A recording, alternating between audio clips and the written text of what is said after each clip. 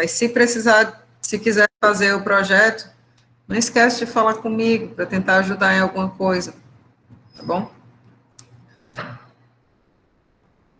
Então, ótimo. Seguinte, meu povo, dá uma breve, né, passada daqui, o que que a gente fez, o que que a gente não fez, né? Nas últimas aulas, a gente começou a tratar de escoamento interno, né? Escoamento interno é aquele que se dá dentro de completamente, né, restrito por um contorno sólido. Então, em dutos, em difusores, em válvulas, todos esses locais, né, em tubos, o fluido, ele está completamente restrito por um contorno sólido. Então, a gente diz que o escoamento, ele é interno, tá? E aí, na aula passada, a gente falou sobre uma análise qualitativa, né, de como que ocorria esse escoamento, né, dissemos que o fluido entrava dentro de uma tubulação qualquer, tinha geração, né, a formação de uma camada limite, em decorrência do fato da gente estar considerando aí, ai, meu Deus, meu filho levou uma queda ali da rede, viu? Só ouvi foi a pancada. O pai tá com ele. Tudo bem. Então, os efeitos viscosos, né, que vão provocar essa aderência do fluido às paredes, né, da tubulação, e aí vai gerar uma camada limite. E existe uma região de entrada, que é essa região, né, de desenvolvimento, digamos assim, dessa camada limite. O fluido, ele sai desde a seção, né, de tinha uma velocidade uniforme, né, para um perfil que ele vai se modificando a cada posição nova aí desse escoamento, e a gente diz que esse perfil de velocidades ele é função tanto da posição radial quanto da posição X, né, ao longo da tubulação. Então, até que essa camada limite se desenvolva completamente e ela atinja aqui essa linha de centro da tubulação, ou seja, ela tome completamente essa seção do escoamento, então, a gente considera que está na região de entrada. Tá? Uma vez que isso ocorra, né, que a camada limite atinja a linha central, então a gente passa a ter a condição de escoamento completamente desenvolvido, né, onde a gente fala que o perfil de velocidades agora ele é uma função somente da posição radial, então ele é o mesmo perfil em qualquer posição aqui X que a gente considere, certo? Então, quando o escoamento está completamente desenvolvido, a gente tem um perfil de velocidades bem definidos, e esse perfil de velocidade ele não muda ao longo do comprimento da tubulação, a menos, obviamente, que haja mudanças na própria tubulação. Então, curvas, válvulas, bombas, são elementos que vão mudar a configuração desse escoamento, então ele vai precisar, novamente, chegar a um perfil completamente desenvolvido, né? Então, por exemplo, aqui nessa seção 4 a 5, né, a gente fala de um perfil que ainda está se desenvolvendo, né, não atingiu o completo desenvolvimento, por quê? Justamente porque o fluido acabou de passar por uma região curva, né, por uma curva na tubulação. E aí a gente fez isso na aula passada, né, e falamos, né, quantitativamente a respeito do escoamento laminar, né? Então, para a gente falar a respeito desse escoamento laminar, a gente pegou um elemento infinitesimal, fez um balanço de forças que atuava sobre esse elemento infinitesimal, e a gente viu que a tensão cisalhante em qualquer posição, era uma função linear aí da posição radial, certo? Então, a distribuição de tensão no escoamento laminar, ela obedecia a essa relação, né?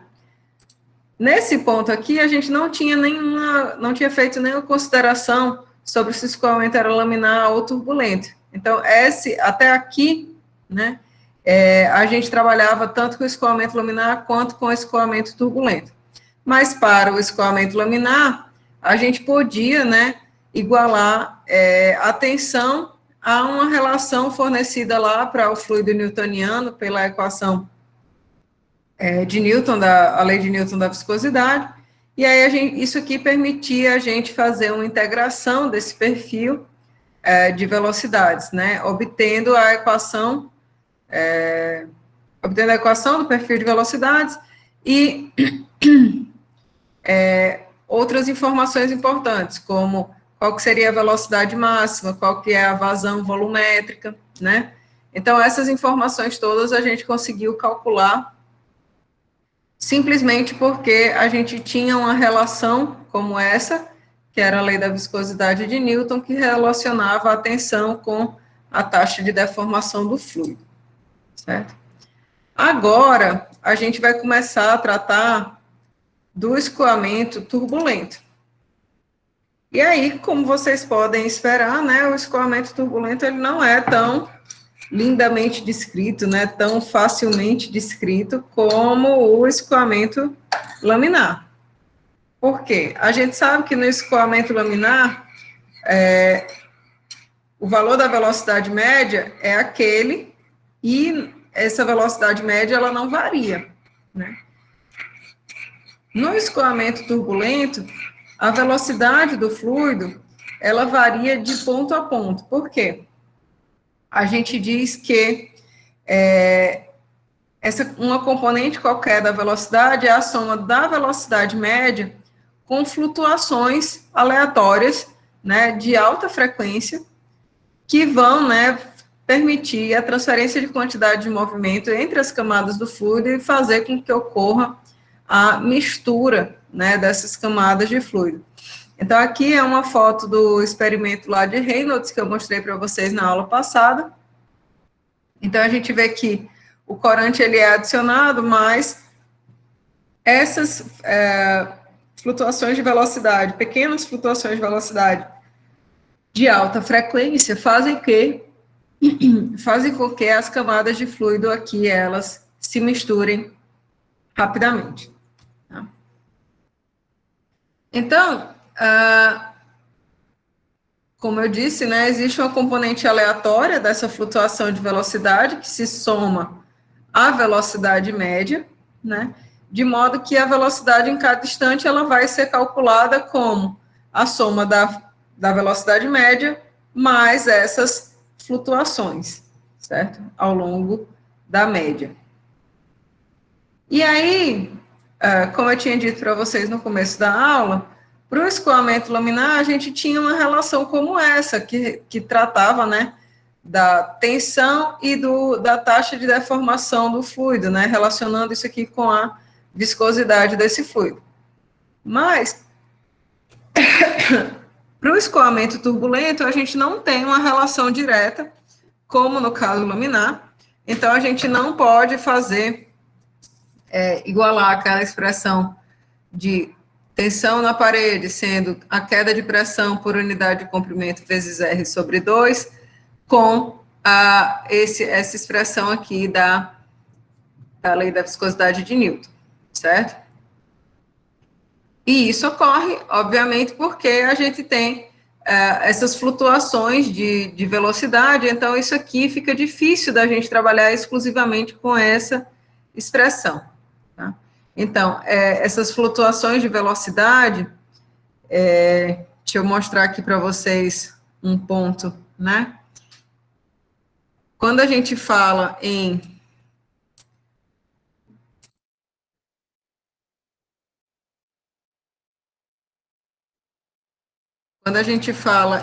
quantidade de movimento, né, em momento linear,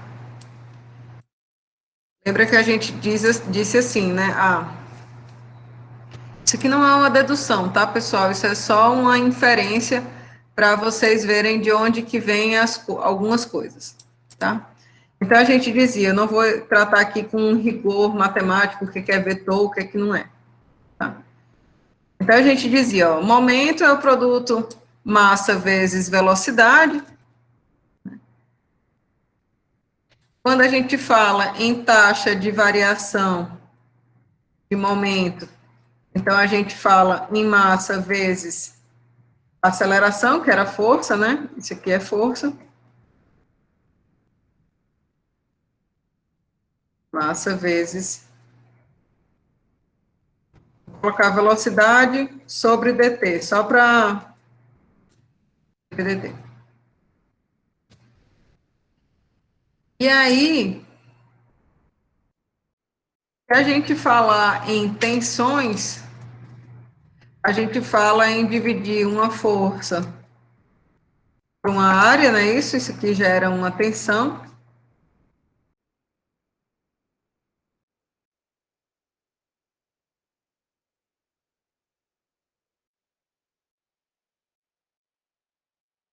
Então, eu posso pegar essa expressão aqui e dividir por uma área. É isso? Isso eu estou falando só de modo, digamos assim, grosso, né? Perceba que massa eu posso expressar como sendo massa específica vezes volume, né? Volume. E volume, obviamente, é a área vezes um comprimento. E aí a gente pode cancelar essa área com essa área aqui. Certo? Então, grosseiramente falando, percebam que a tensão, ela vai se relacionar com, pode se relacionar, né, com uma massa específica, uma expressão de velocidade, vezes uma outra expressão de velocidade, né? Então, no caso do escoamento turbulento, a gente diz que essas flutuações aleatórias de velocidade, elas transportam quantidade de movimento. Por quê? Porque essas flutuações na velocidade estão relacionadas justamente com taxa de variação do momento linear do fluido, que, por sua vez, né, podem se traduzir em tensões, certo? Então, a distribuição de tensão de cisalhamento, no caso do escoamento turbulento, ela se dá por uma parcela, que é similar, né, é análoga à tensão do caso do escoamento laminar, mais uma parcela que diz respeito às flutuações de velocidades. Então, a gente diz que a tensão total, no caso do escoamento turbulento, é a soma de uma parcela laminar mais uma parcela turbulenta, onde essa parcela turbulenta se representa justamente por menos ρ, U', V' médios, né? A média das flutuações de velocidade. Tá? Esse termo aqui das tensões chama-se tensões de Reynolds, né? Foi Reynolds que primeiro explorou esse aspecto aí do escoamento turbulento.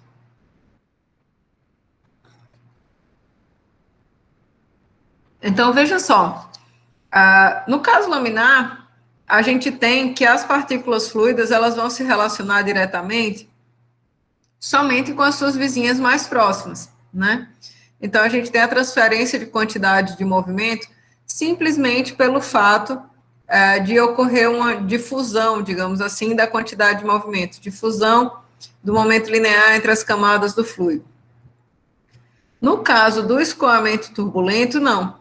Essas diferenças, né, essas flutuações de velocidade, fazem com que se provoque, né, esses movimentos aqui turbulentos que misturam essas camadas de fluido, né, e aí a gente tem o aumento da tensão de cisalhamento efetiva nesse tipo de escoamento. Aí você diz assim, agora lascou, né, professora? Eu vou fazer o que com isso? Como é que eu vou calcular alguma coisa a partir daqui, né? Vejam só, quando a gente tinha trabalhado, né, lá no começo dessa apresentação, eu tinha mostrado para vocês, olha, a distribuição de tensão para um fluido qualquer que escoa dentro de uma tubulação, ela segue uma relação linear aqui com o raio, né? Era justamente disso que a gente tinha falado aqui, né?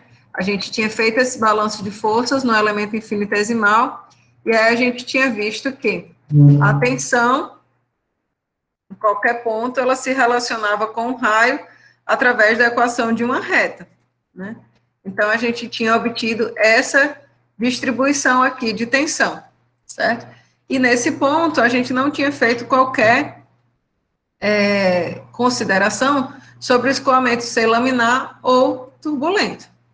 O que a gente vai ver agora é que como que isso aqui se distribui, como que essa relação aqui, que é linear com a cota radial, se distribui e se, digamos assim, comporta com respeito às parcelas laminar e turbulenta, no caso do escoamento turbulento, certo?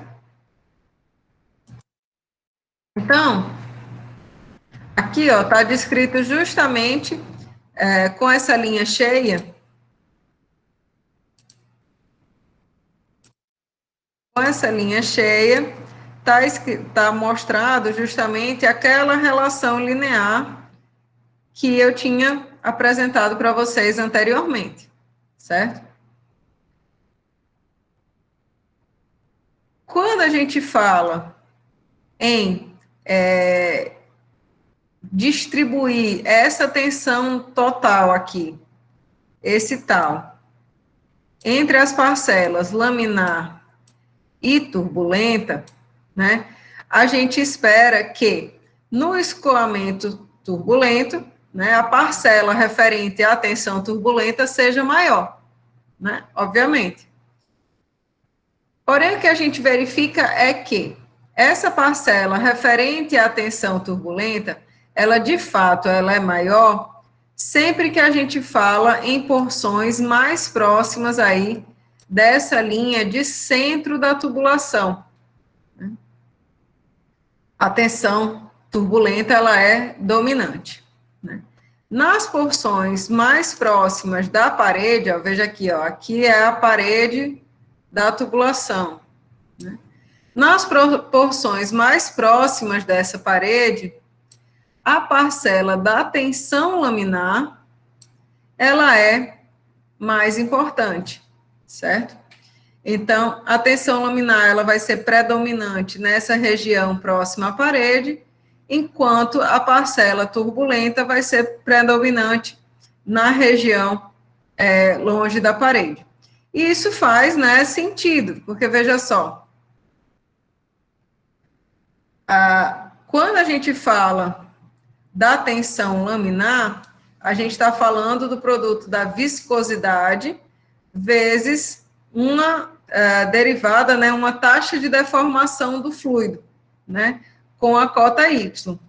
E próximo à parede, o fluido ele tem que sair, ó, de uma velocidade zero, pela condição de não escorregamento, para um valor bastante considerável, que seria a velocidade média desse escoamento, em uma distância bastante curta.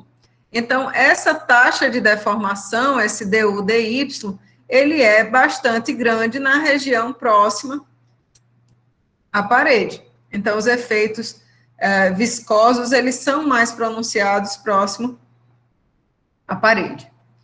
Já a parcela turbulenta, que diz respeito a essas flutuações de velocidade, elas ficam mais importantes, né, na medida que eu me distancio aqui, ó, a parcela turbulenta, essa parcela aqui, deixa eu botar outra cor, o azul que já tá.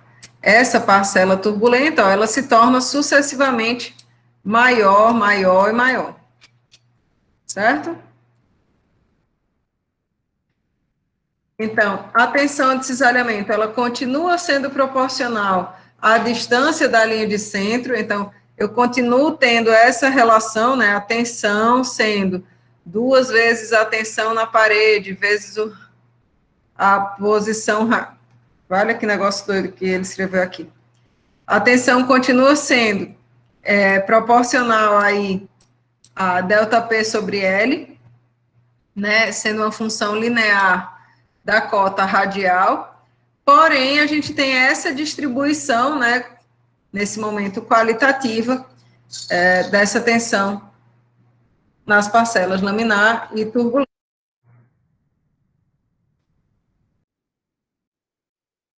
Dúvidas? Digam-me aí.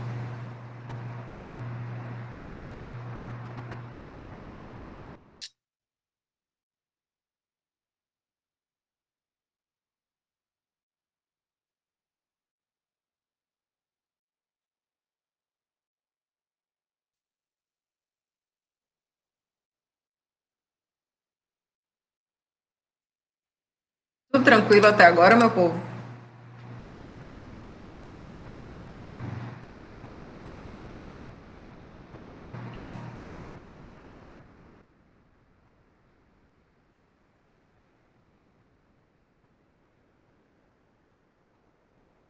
Felipe, se tiver meio atrasado, na hora que você puder, dá um gás lá no YouTube.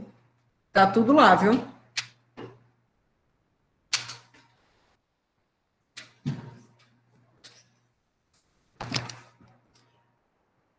O bom dessa questão aí do modo remoto é esse, né? Você precisa faltar uma aula, mas não necessariamente você fica sem o conteúdo, porque já tá lá no YouTube, né?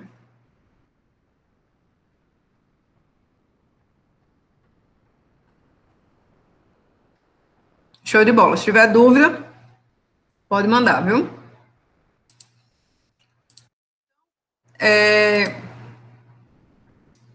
O que que acontece, né?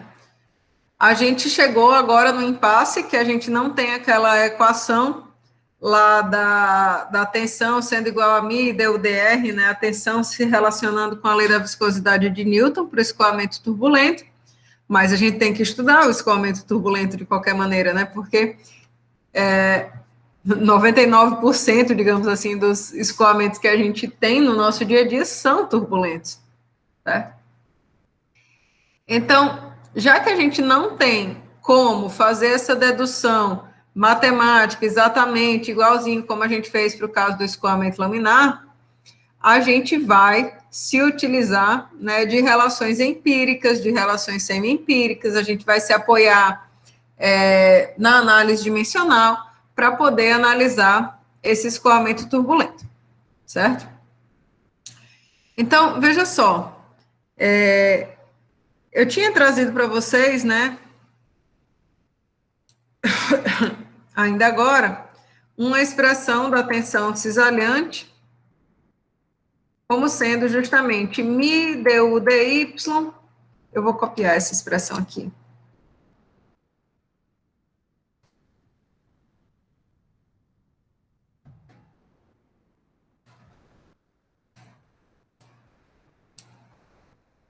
A gente tinha visto, né, que a tensão, a distribuição de tensão no caso do escoamento turbulento, ela era a soma da parcela laminar com a parcela turbulenta, né? E aí aqui, ó, o que está sendo feito, o que se fez, né, para estudar esse tipo de escoamento? Se a gente dividir esses termos aqui pela massa específica do fluido, a gente fica com essa expressão aqui, tal sobre ρ igual a ni, né, viscosidade cinemática, du dy, menos o linha V', que são as flutuações de velocidade. Então, a gente consegue ver que esses termos aqui, eles têm dimensão de velocidade ao quadrado, certo? Então, esse gráfico aqui, ele é a representação de tal sobre ρ, ele é a representação da relação da velocidade média do escoamento pela velocidade de atrito. O que seria essa velocidade de atrito? Velocidade de atrito, que seria esse U asterisco, é justamente a relação entre tensão e massa específica, né? Como eu falei para vocês, ó, tensão e massa específica vai estar trazendo essa relação, essa expressão aqui toda, né, da distribuição de tensão do escoamento turbulento. Então, isso aqui foi uma adimensionalização, né, da relação da velocidade média com essa velocidade de atrito, certo? E se verificou que para regiões próximas à parede da tubulação, a gente tem uma relação praticamente linear, né, entre essas variáveis e a cota y, que seria justamente a diferença entre o raio inteiro e a posição radial. Então, para a região próxima à parede, ou seja, quando essa quantidade aqui varia de 0 até 7 no máximo, a gente tem essa relação entre a velocidade média e a velocidade de atrito como sendo uma relação linear, certo? Quando a gente passa para as regiões mais distantes da parede, né, ou seja, nessa região, né, de que essa quantidade ela é maior do que 30, então essa relação da velocidade média com a velocidade de atrito, ela já se torna uma relação exponencial, né, logarítmica. Então, esses perfis de velocidade, né, esses pontos aqui que são mostrados para vocês, eles são justamente, foram feitos, né, foram medidos para número de Reynolds aí, tanto 5 vezes 10 a quarta, 5 vezes 10 a quinta. Então, a gente vê grande concordância, né, entre esses dados experimentais e essas equações, tá? Obviamente, nessa região aqui, ó, de transição, né, entre a subcamada viscosa e a região, né, da linha de centro, praticamente, a gente não tem uma expressão bem definida para fazer essa transição entre esses dois modelos. Isso aqui, pessoal, são dados experimentais, tá certo? E ajustes a dados experimentais de vários e vários pesquisadores. Então, para o escoamento turbulento, né? Aqui, obviamente, nesse gráfico anterior foi dado um zoom, né? Até chegar próximo aqui à linha de centro, né? Mas se a gente for observar toda a tubulação, né, em média, na verdade, na maior parte dos casos, o perfil de velocidade ele obedece uma lei como essa daqui, certo? É uma lei de potência, em que a velocidade em qualquer ponto ela é uma função da velocidade máxima do escoamento, que multiplica o 1 menos Rzinho sobre Rzão, elevado a 1 sobre N, certo? Esse expoente N aqui, ele vai estar relacionado justamente com o regime, né, a condição do escoamento. Essa relação aqui, que é o perfil mais aceito aí de velocidade para esses escoamentos turbulentos, ela, porém, não pode ser aplicada próximo à parede, porque aí o gradiente de velocidade ia ser infinito.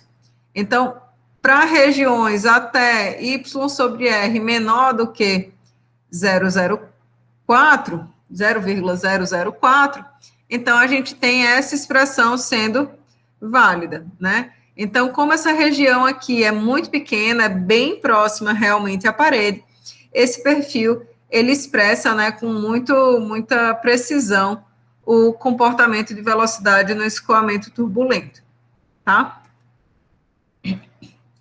E aí, como eu falei para vocês, esse número n, ele é uma função do número de Reynolds, ou seja, ele é característico do escoamento, e na medida que a gente muda, né,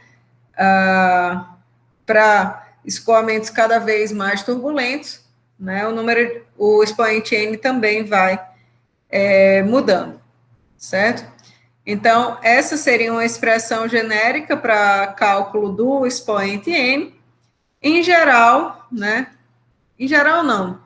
Eu diria que se fala comumente em usar n igual a 7. A gente chama do perfil de velocidade de 1 a sétimo, né? Elevado a 1 sétimo.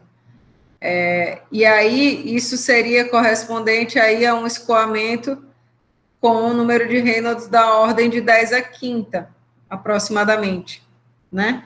Mas, obviamente, isso aqui não é uma regra, né? Esse n ser igual a 7. Um outro ponto, pessoal, com relação a esse escoamento turbulento, distribuição de tensões, etc., é justamente a influência do número de Reynolds sobre o perfil de velocidade, né? Aqui nesse gráfico, ele plota o perfil de velocidades para o escoamento laminar versus o perfil de velocidades para o escoamento turbulento, quando o expoente n vale 6 e quando o expoente n vale 10, né? Então, perceba que O perfil de velocidades para o escoamento turbulento, ele é achatado, né, em comparação com o perfil de velocidades do escoamento laminar, que tem aquele perfil parabólico, né. No escoamento turbulento, esse perfil ele é achatado. O que quer dizer achatado? Ele passa rapidamente, ó, do valor de zero na parede para a proximidade da velocidade máxima, né? Então, ó, aqui está plotado justamente a velocidade em qualquer ponto com relação à velocidade máxima. Próxima à parede, essa velocidade é zero, mas logo a uma distância, sei lá, muito próxima, né, 0,4, 0,5, a gente já alcança praticamente a velocidade máxima do escoamento. Então, esse perfil, ele é muito achatado. E a gente diz que ele se torna sucessivamente mais achatado na medida que esse escoamento se torna mais e mais turbulento. Esse gráfico aqui, eu acho que ele deixa mais claramente, né, mostrando essa diferença. Enquanto no caso laminar a gente tem essa equação aqui da parábola, né, para o escoamento turbulento, esse perfil ele é muito mais achatado aqui, rápido. Rapidamente ele sai do valor de zero na parede para a velocidade máxima do escoamento. E aí aqui, ó, tem justamente dois perfis mostrados nessa figura, né? Um para o expoente lá valendo 5, expoente n valendo 5, e para o expoente valendo 10, né? Então, perceba, quanto mais turbulento é o regime, mais próximo isso aqui se torna de um perfil praticamente uniforme de velocidades, né? Por quê? Porque os efeitos da viscosidade, eles ficam, não é que eles fiquem restritos a essa região próxima à parede, mas eles são responsáveis por essa mudança rápida aí de velocidade do fluido, desde zero na parede até chegar na velocidade máxima aí do escoamento rapidamente.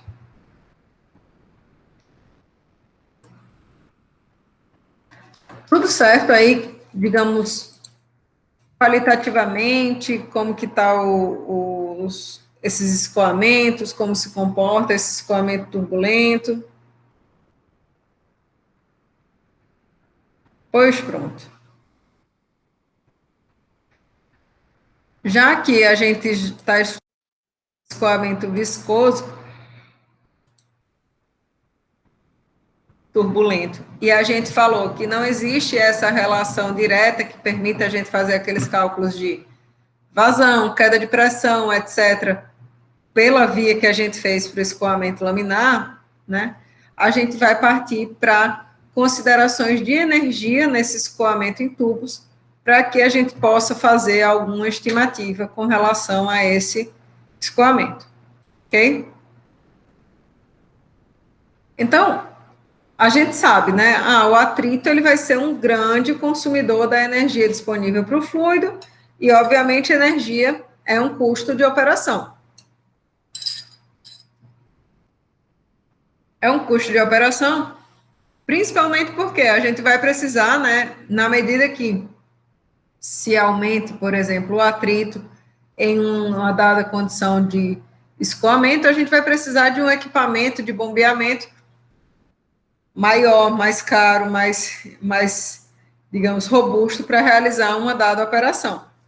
Vamos supor que eu queira enviar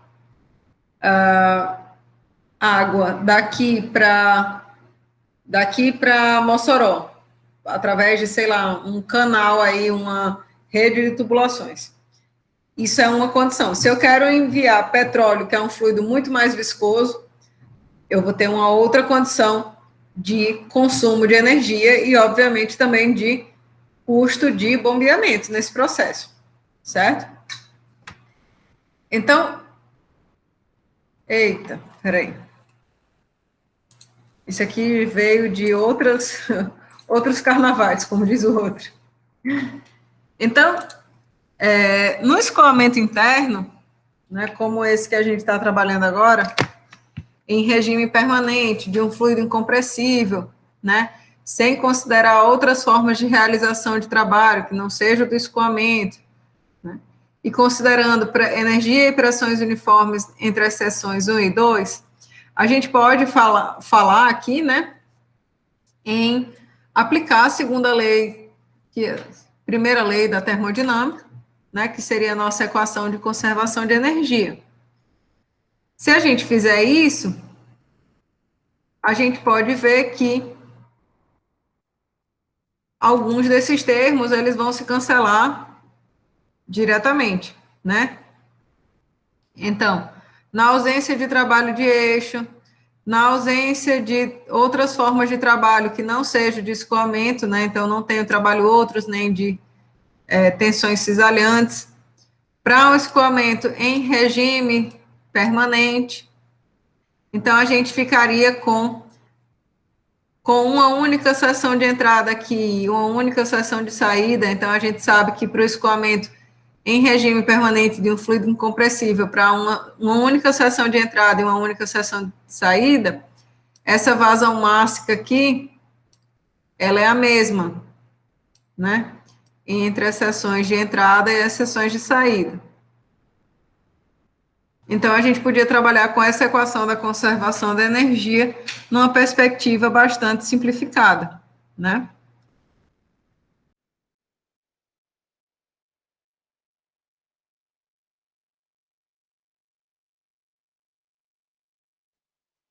Gente, desculpe. Então, só retomando, né, o que a gente falou aqui nessa nossa consideração daqui, a gente ficaria com essa equação simplesmente relacionando o trabalho de eixo, né, com o produto da massa, da vazão mássica do fluido, né, entre as seções de entrada e saída, né, seção 1 e seção 2, vezes as variações de energia interna, variação de elevação e do produto pressão sobre massa específica do fluido, tá? Eu não trouxe ali o termo referente à energia cinética, por quê? Porque esse termo aqui, referente às energias cinéticas, percebam que eles trazem uma dependência com a velocidade, ou com o perfil de velocidades, melhor dizendo, que é uma dependência à terceira ordem, né? Então, eu tenho velocidade aqui ao quadrado, que multiplica a velocidade, vezes um dA, né? E esse perfil de velocidades, ele deve ser integrado em toda a seção do escoamento. E como a gente viu, né, no caso do escoamento interno viscoso, a gente pode ter perfil de escoamento laminar, pode ter perfil de escoamento turbulento.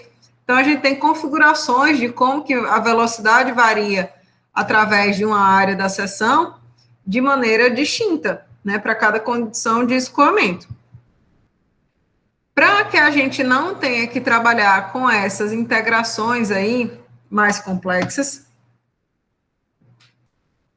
é inserido, né, o que a gente chama de um fator de correção da energia cinética. O que seria esse fator de correção da energia cinética? Aqui, ó, alfa. O fator de correção da energia cinética, ele traz para a gente justamente a diferença entre o caminho, né, de cálculo, o caminho matemático, referente à integração desse termo, ρV ao cubo vezes o dA, e o produto m ponto vezes velocidade média ao quadrado. Todo mundo consegue ver que esse termo aqui, se a gente fosse falar assim, só sem trabalhar diretamente com a integral, né? A gente teria ρ, v ao quadrado, v, vezes a área, né? Então, ρVA representa justamente a vazão mássica, e aí a gente teria um termo de velocidade ao quadrado, certo? Só para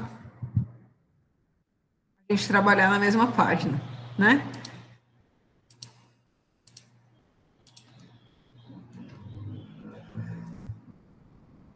Então, Para que eu possa trabalhar com essa integração aqui, que seria a integral referente à conservação de energia nesse escoamento interno viscoso, sem precisar usar essas integrais, a gente vai usar justamente o que a gente chama de fator de correção da energia cinética.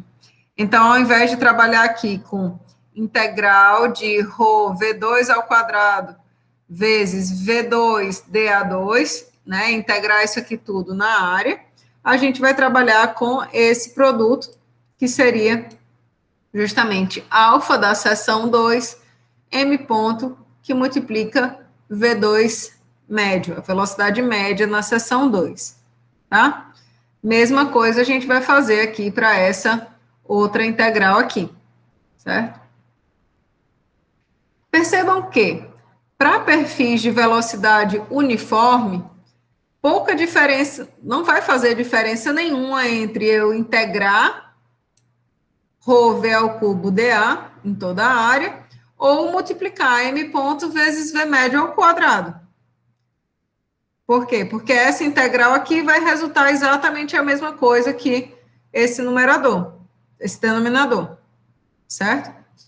Se o perfil de velocidades ele não for uniforme, então aí a gente tem esse valor de alfa sendo maior do que 1, né? Quanto mais próximo da uniformidade, mais próximo esse valor de alfa vai estar de 1, e quanto mais distante da uniformidade, mais longe ele vai estar de 1, certo? Então, utilizando justamente aquele conceito, né, a gente tem a expressão da conservação da energia podendo ser descrita desta maneira aqui, certo? Alfa da seção 2, m ponto, V2 ao quadrado médio sobre 2 menos alfa da seção 1, m ponto, V1 da seção, V da seção 1 médio ao quadrado sobre 2, certo? Se esse escoamento ele for laminar, a gente pode calcular, né, essa diferença entre fazer a integração do perfil ρ V ao cubo dA e m ponto vezes V médio ao quadrado, né? E aí a gente vai ver que essa relação aí produz um alfa igual a 2, certo? No caso do escoamento turbulento, a gente tem o valor de alfa como sendo representado aí por essa razão da velocidade, a velocidade máxima e a velocidade média elevada ao cubo, vezes uma relação aqui com o expoente n, que justamente representa um expoente que está relacionado com o número de Reynolds, né, como a gente tinha visto. Então, ó, para números de Reynolds menores, aqui está na ordem de 10 a terceira, o expoente n vale 6 aproximadamente, e aí alfa é 1,08. Se a gente aumenta, né, a turbulência desse escoamento, então, se um número de Reynolds for da ordem de 10 a sexta, esse expoente n for da ordem de 10, o coeficiente de... o fator de correção da energia cinética alfa já diminui. Por quê? Porque na medida que n aumentou, esse perfil ele se tornou, o perfil de velocidade se tornou mais uniforme, né, mais achatado. Então, a gente tem a diferença entre integrar ou fazer a multiplicação cada vez menor. Então, esse alfa, ele tende a ficar cada vez mais próximo de 1, que é o referente ao perfil uniforme, certo? Então, a gente considera, né, que para o escoamento laminar, alfa vai valer 2, e para o escoamento turbulento, alfa vai ser 1, na maior parte dos casos, ok? Além disso, né, se o escoamento ele for completamente desenvolvido, quer dizer que a gente tem o mesmo perfil de velocidades na seção 1 e na seção 2. Então, se não houver, né, elementos entre a seção 1 e 2 que façam com que vá ser necessário novamente se desenvolver um perfil de velocidades, a gente vai ter justamente que alfa 1 vai ser igual a alfa 2, certo? Por quê? Porque justamente o perfil de velocidades ele vai estar completamente desenvolvido, então ele vai ser o mesmo na seção 1 e na seção 2. Sendo assim, pessoal, a gente pode pegar essa equação aqui e verificar, ó, que todos esses termos estão multiplicados pela vazão mássica, ó, do fluido que está escoando. Então, a gente vai passar essa vazão mássica aqui para esse outro lado da equação, dividindo a taxa de transferência de calor, certo? E aí a gente pode expressar, né, essa equação da conservação de energia desta maneira, né? Além de fazer aquela divisão lá, eu passei o termo referente à variação da energia interna também para esse lado. Se vocês observarem, né, essa equação aqui deste lado direito, né, ela se aproxima em muito da equação de Bernoulli, né? No caso da equação de Bernoulli, a gente não trabalharia com velocidade média aqui, seria um valor de velocidade uniforme, e esse alfa aqui também não existiria, né? E o maior detalhe, né? Na equação de Bernoulli, isso aqui seria igual, né?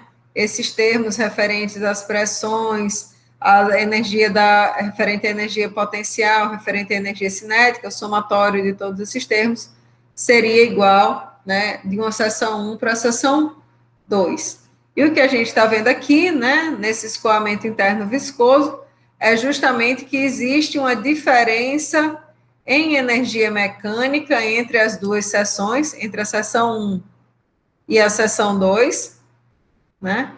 E essa diferença de energia mecânica, ela está se traduzindo em variação da energia interna do fluido da seção 1 e 2 e através da transferência de calor, em decorrência do atrito viscoso, tá? Essa diferença de energia mecânica, a gente diz que é uma perda de energia mecânica sob a forma de calor e energia interna. E aí a gente chama esse termo de perda de carga, perda de energia mecânica, perda de carga do escoamento, certo?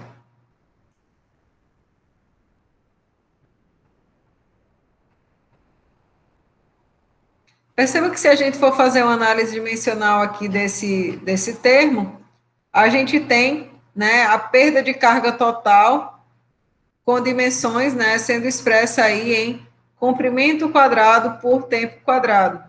A gente consegue ver isso claramente no termo de velocidade, né? Seria comprimento por tempo ao quadrado.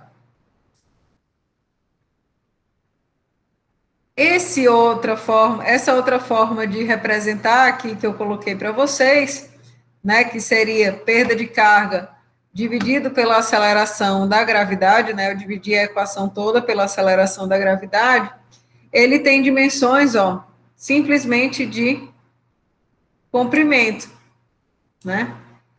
E esse termo, Hzão LT, ele também é chamado de perda de carga. Então, é necessário que vocês façam a distinção com base nas dimensões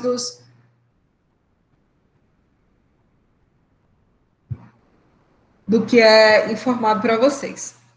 Tá certo?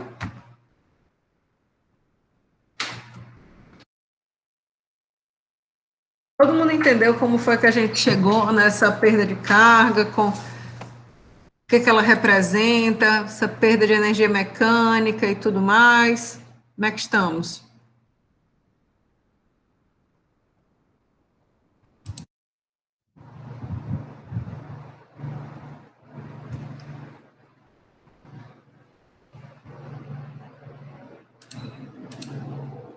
Tá dando certo? Pronto. O que vai acontecer agora? Né? A gente fez essas considerações de energia sem fazer nenhum, digamos assim, a gente não fez nenhum adendo com relação ao regime de escoamento, né? A gente disse, ó, o fator de energia, de correção de energia cinética, ele vai ser 2 se o escoamento for laminar, vai ser 1 se for turbulento, vai ser, né? A gente não fez nenhuma consideração amarrando essa dedução da gente a nenhum regime de escoamento até agora, percebem? Então, o que a gente vai fazer é como que a gente pode calcular essa perda de energia mecânica entre uma seção e outra no escoamento viscoso para o caso laminar e para o caso turbulento. Obviamente, a gente não vai conseguir fazer tudo isso hoje, né? Mas aí a gente vai começar a trabalhar nessa perspectiva. Então, só para a gente fechar nessa parte, essa equação, que é a equação da conservação da energia, considerando justamente as perdas referentes ao atrito, né? Ela é diferente da equação de Bernoulli, que a gente tinha visto anteriormente. Por quê? Porque na equação de Bernoulli a gente não tinha perdas referentes ao atrito, então esse perfil de velocidades, ele era um perfil uniforme, né?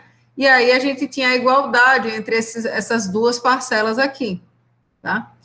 Então, percebam, a variação de pressão num duto, ela vai ser resultado da ação da variação da energia potencial, né, a variação de elevação, da variação da energia cinética, que é referente à velocidade desse escoamento, e também das perdas por atrito. Então, é uma combinação desses 3 fatores que vão ocasionar a variação da pressão num duto, tá? A gente pode observar, imaginar, digamos, diretamente lá da equação de Bernoulli, que se esse fluido ele está sendo elevado, né, a gente tem um aumento dessa parcela aqui de elevação. Então, a energia potencial ela aumenta e a pressão do escoamento diminui. Se a gente tem um aumento da velocidade também do escoamento, por exemplo, uma redução da tubulação, a gente também vai ter justamente a diminuição da pressão do escoamento, certo?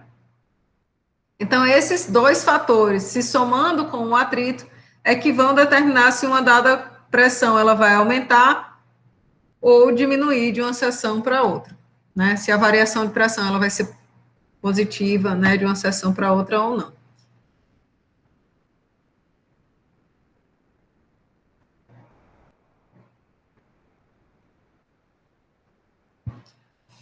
Então, veja só, a perda de carga, que é essa variação da pressão em decorrência do atrito viscoso, essa diferença de energia mecânica em decorrência desses efeitos, né, de variação de energia interna e transferência de calor por conta do atrito, ela é dividida em 2 parcelas. Uma parcela que é a perda de carga principal, que a gente chama, que seria esse HL, que é devido somente ao atrito no escoamento completamente desenvolvido entre o fluido, né, e a parede da tubulação. E a segunda parcela é justamente devido ao escoamento através de acessórios. Então, válvulas, registros, joelhos, né, seção de entrada, né, seção em que o escoamento ainda está se desenvolvendo, saídas de reservatórios, bocais, todas essas outras parcelas do fluido, né, que envolvem, obviamente, as perdas de energia mecânica, a gente diz que é relativo à perda de carga secundária ou perda de carga nos acessórios, que a gente chama, certo? Então, eu tenho a perda de carga total, ela é a soma da parcela da perda de carga principal com a perda de carga secundária. E aí, essa perda de carga principal, a definição é que vai dizer como que a gente calcula. Olha só, ela diz assim, a perda de carga principal, ela ocorre devido ao atrito no escoamento plenamente desenvolvido entre pontos da tubulação com área constante. Então, a gente vai considerar um escoamento plenamente desenvolvido numa tubulação horizontal de comprimento L com área de seção transversal constante. Aí a pessoa geralmente pergunta, mas para que tanta consideração, né? Olha só, o atrito na parede, vocês acham que ele vai mudar se a tubulação ela foi inclinada para cima ou para baixo? O atrito do fluido com a parede. Ele não se altera, né? Porém, na equação lá de Bernoulli, a gente disse, ó, a pressão, ela pode se alterar em razão da variação de elevação, variação de velocidade. Né? Mas a gente não está trabalhando com pressão, a gente está trabalhando com. Eu não perguntei pressão, né? Eu perguntei o atrito. O atrito não muda, certo? Então, a definição de perda de carga, ela fala em tubulações de área constante, em tubulações horizontais de área constante.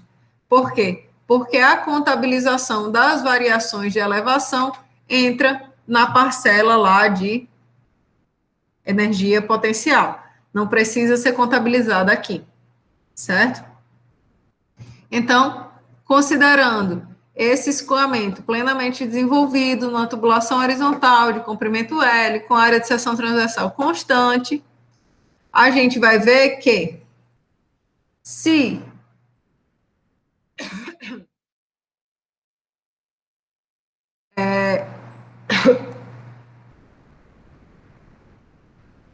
se o tubo é horizontal, então eu não tenho variação aí de energia potencial. Se esse tubo ele tem área de seção transversal constante, então a mesma área e a mesma vazão mássica da seção 1 tem que ser a mesma vazão mássica da seção 2. Se a área é a mesma, então a velocidade também tem que ser a mesma, certo?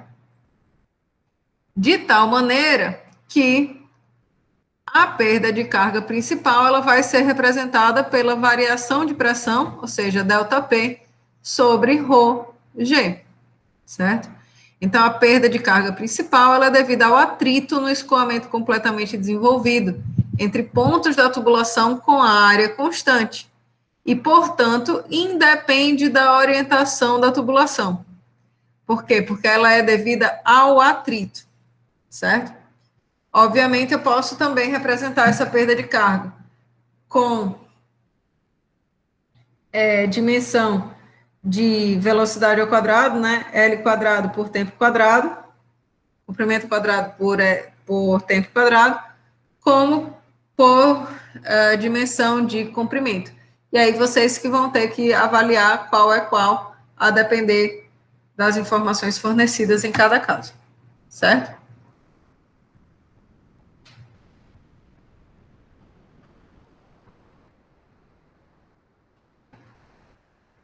Para o escoamento laminar, eu não sei se a gente chegou a calcular a velocidade média. A gente chegou a calcular a velocidade média para o escoamento laminar, pessoal? Na aula passada?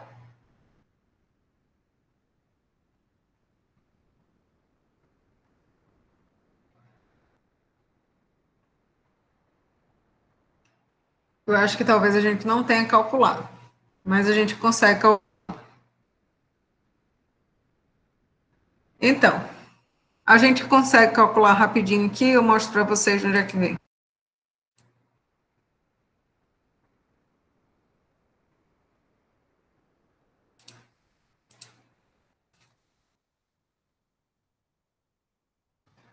Vou só pegar aqui um slide.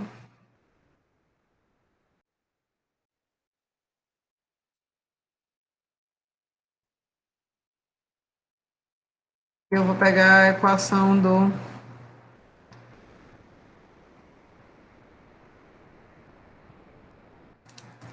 perfil de velocidades para o escoamento laminar.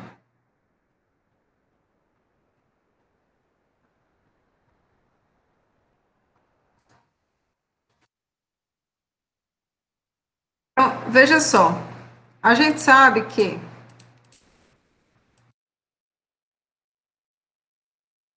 a vazão volumétrica Vou só deixar isso aqui menos chamioso, como diz o povo. Está muito chamioso de atenção.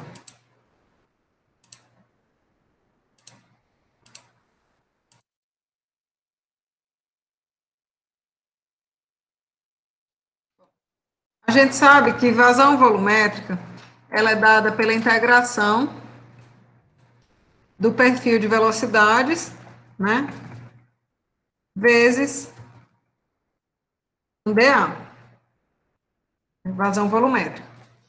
E a gente sabe também que velocidade média de um escoamento, a velocidade média de um escoamento é justamente a razão entre a vazão volumétrica e a área desse escoamento. Então, veja só. Para o escoamento laminar, a gente tem essa expressão aqui para representar a vazão volumétrica que a gente já tinha determinado anteriormente, certo?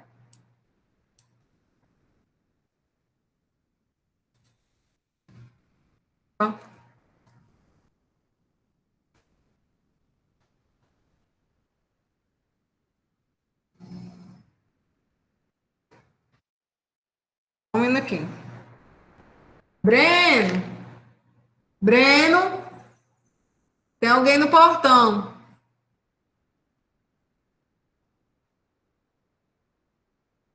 Isso daqui dividido pela área total livre para o escoamento, né? Que seria justamente I, D, Rzão, Rzão ao quadrado. Certo?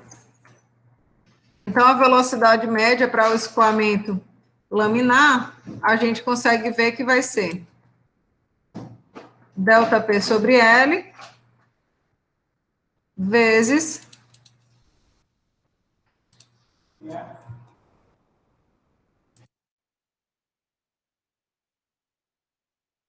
R ao quadrado, Rzão ao quadrado, sobre 8 mi.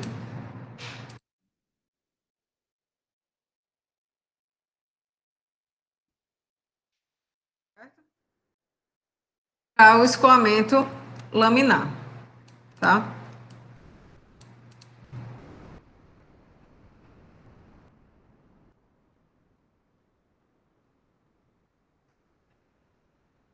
Se ao invés do raio a gente quiser trabalhar com o diâmetro, então a gente ia trabalhar aqui, o raio é o diâmetro dividido por 2, né? D sobre 2.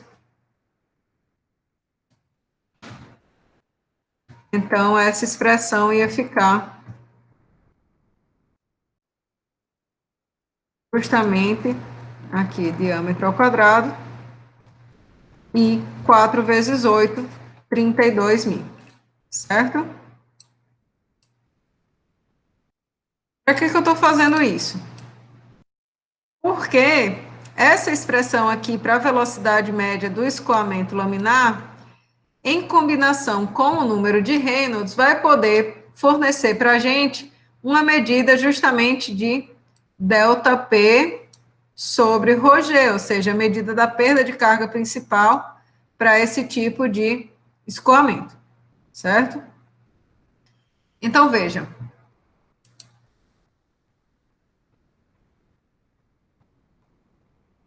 Para o escoamento laminar, a gente tem essa relação que eu acabei de mostrar para vocês, né? ΔP sobre L, D ao quadrado sobre 32.000. E a gente pode isolar aqui a variação de pressão, o ΔP, certo? Para que a gente quer fazer isso? Ora, porque a gente sabe que perda de carga é ΔP sobre ρg. Então, eu posso pegar essa expressão aqui e dividir sobre ρg, dividir isso por ρg, para obter a perda de carga para o escoamento laminar, certo? Então, só com isso aqui, eu já conseguiria calcular a perda de carga para esse tipo de escoamento, certo? De posse da velocidade, do comprimento da tubulação e as características do fluido, né? Diâmetro da tubulação, a gente já conseguia calcular a perda de carga, certo? Porém, a gente pode, né, se valer de outras informações também do escoamento. Por exemplo, a gente sabe que o número de Reynolds é ρVd sobre μ, né? Então, a gente pode isolar aí a viscosidade de tal maneira que ela fique sendo expressa em termos do número de Reynolds, né? ρVd sobre Reynolds. E a gente pode substituir essa informação naquela equação que a gente tinha trabalhado, né? Eu posso colocar esse μ aqui. Se a gente fizer isso, ó, fica aqui a viscosidade, tal qual está lá na expressão do número de Reynolds, né, isolada do número de Reynolds, vezes a expressão, né, que a gente já tinha. E aí, alguns desses termos, eles vão se relacionar, né, esse diâmetro pode se cancelar com esse diâmetro aqui, essa velocidade com essa velocidade vai produzir um termo de velocidade ao quadrado, certo? Essa massa específica vai poder se cancelar com essa massa específica daqui. Então, a perda de carga agora vai poder ser expressa simplesmente em função do número de Reynolds, da velocidade do escoamento, a relação L sobre D, que é a relação comprimento-diâmetro da tubulação, e aceleração da gravidade. Então, perceba que eu começo a expressar, né, as características de perda de carga com variáveis mais simples do que anteriormente. A gente vai, né, rearranjar essa expressão para ela ficar dessa maneira aqui. 64 sobre Reynolds, L sobre D, V ao quadrado sobre 2G, ou 64 sobre Reynolds, L sobre D, V ao quadrado sobre 2. Por que a gente está fazendo isso? Tá?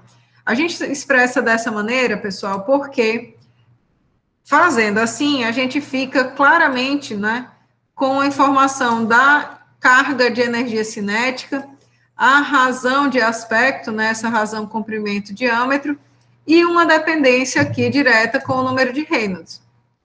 Vocês vão ver depois que, para o escoamento turbulento, a gente também vai obter uma equação similar a essa, certo? E que esse termo aqui de 64 sobre Reynolds vai ser justamente o que a gente vai chamar de fator de atrito para o escoamento laminar, tá? Então, a perda de carga para o escoamento laminar, ela vai poder agora ser expressa de maneira mais simples, né, e mais direta, com o uso dessa relação, tá certo?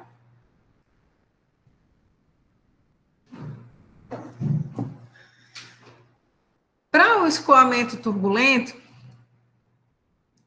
a gente já tinha dito, né, que a queda de pressão, ela não pode ser avaliada analiticamente, então, por isso que a gente não tinha feito aquelas substituições, por isso que a gente não tinha obtido analiticamente um perfil de velocidades para esse escoamento, né? Então, para que a gente obtenha a relação da queda de pressão, a gente precisa se usar de análise dimensional e experimentos.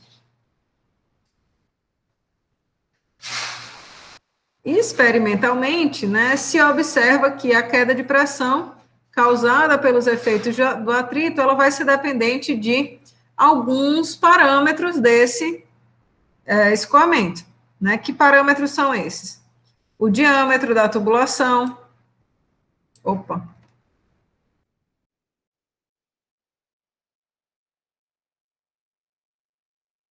diâmetro dessa tubulação, o comprimento da tubulação, a velocidade média desse escoamento, qual a densidade desse fluido, qual a viscosidade desse fluido, e também da rugosidade da parede. A rugosidade da parede, pessoal, diz respeito às imperfeições que as tubulações têm, né, nas paredes, né, e aí isso daí vai causar, na medida que ela é maior, a rugosidade da parede, maior vai ser a transferência de quantidade de movimento.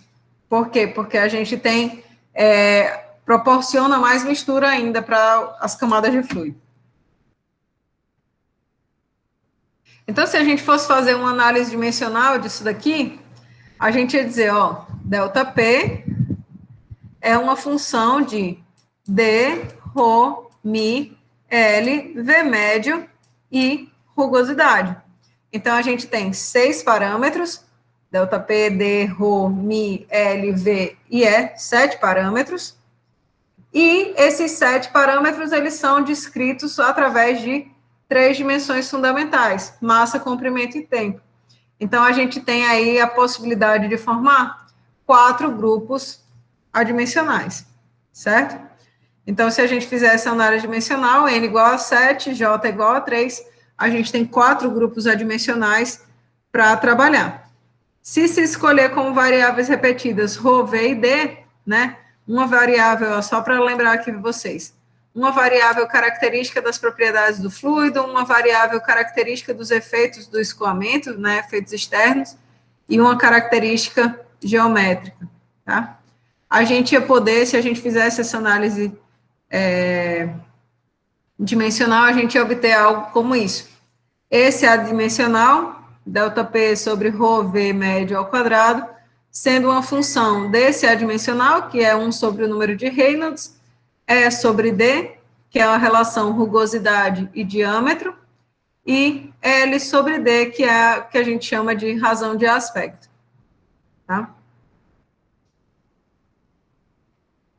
Aí, veja só.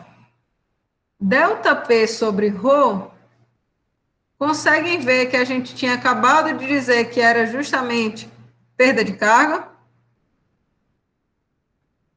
Então, perda de carga por V médio ao quadrado, né, vai ser função de todas essas coisas daqui.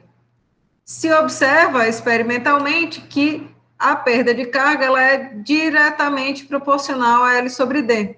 Então, essa função aqui de L sobre D é uma razão direta. Então, a gente fica com a expressão da perda de carga, podendo ser retratada aí, passando esse V quadrado para o outro lado da equação, não é isso? Para garantir, né, para dar mais significado físico às variáveis, né, o que a gente está trabalhando aqui, se adiciona essa constante 1/2 aqui, multiplicando a velocidade, de maneira que esse termo aqui represente a razão entre a perda de carga principal e a energia cinética por unidade de massa, tá? Se eu colocar 1/2 desse lado aqui, a única coisa que muda é que função vai ser essa aqui. Essa função vai estar, sei lá, multiplicada por 2, por exemplo, né? Então, a gente chama de fator de atrito de Darcy essa função que é representada, que é uma função do número de Reynolds e da rugosidade relativa, né, da rugosidade por diâmetro, certo? E aí a gente consegue ver que a perda de carga principal, ela vai ser expressa pelo produto do fator de atrito vezes L sobre D, V médio ao quadrado sobre 2. E aí, só para deixar isso bem amarrado com vocês, a gente tinha dito, para o escoamento laminar, a expressão que a gente tinha achado para a perda de carga era 64 sobre Reynolds, L sobre D, V médio ao quadrado sobre 2, né? Então, o fator de atrito para o escoamento laminar vale justamente 64 sobre Reynolds. Para os escoamentos turbulentos, a gente resta descobrir como é que vai calcular esse fator de atrito aí, né?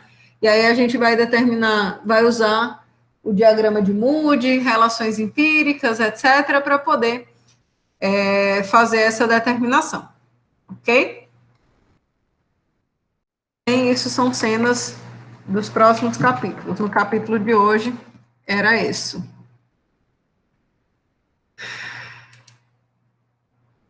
Tudo certo?